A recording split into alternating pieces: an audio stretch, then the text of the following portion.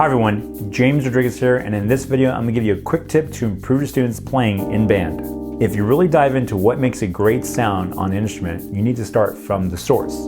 In the case of wind players in band, it's the mouthpiece. When I used to teach band in my early years, it would just be here, build the mouthpiece, get the reed built with the ligature, and make a big sound. Everybody squawk and whistle as loud as you can.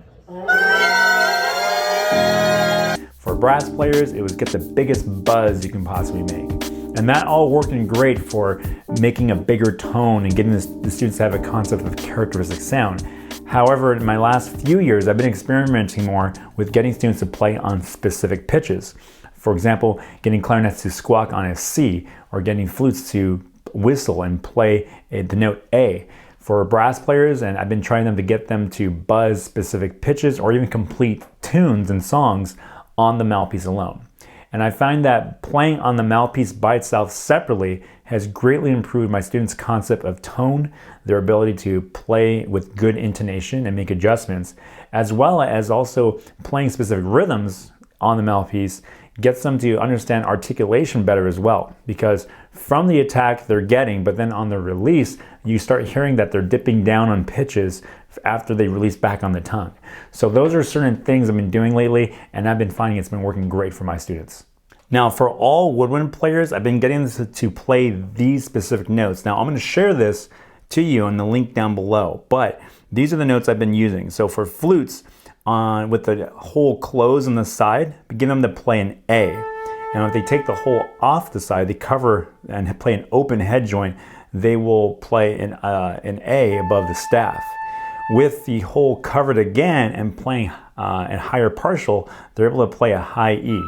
Now, I'm not a flute player, correct me if I'm wrong, so if you have other ways of playing specific notes on a flute, please let me know. I would love to hear about it. Now for oboes, I try to get them to crow initially, but then once we work that out, I try to get them to crow out a high C or even a B flat.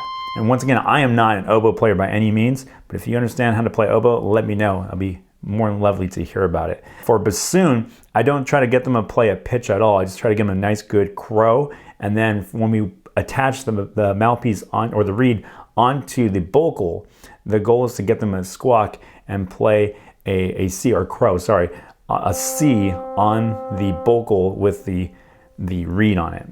For B flat clarinets, the goal is to be able to squawk a high C on the mouthpiece, and then obviously everybody knows this one, when you put a mouthpiece and a barrel on the clarinet, you got to get them an F sharp. Keep in mind, if you are using a clip-on tuner, sometimes the note dips down to an F because they're covering the barrel, so make sure they use the tuners separately in some way, that way they can get that correct note there. For saxophones, try to get them to play a high A on the mouthpiece, but when they attach it to a neck, we try to get them to an A flat.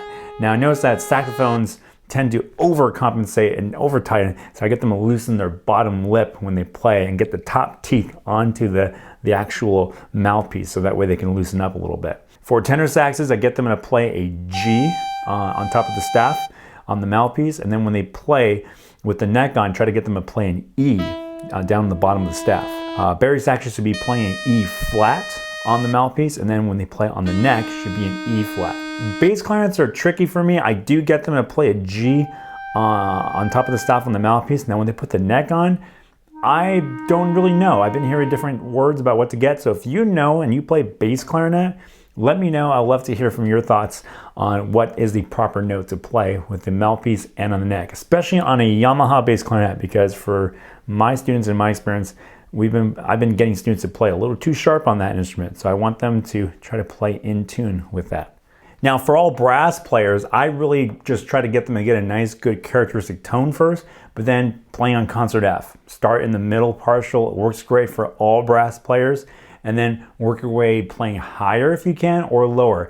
And then one way of doing it is by sirening up and down, so playing from low to high. Once you get all the students playing the correct pitches on the mouthpieces and with the necks on, use your percussion to play along and get them to play some rhythm charts on specific pitches with either the mouthpiece or the mouthpiece and neck.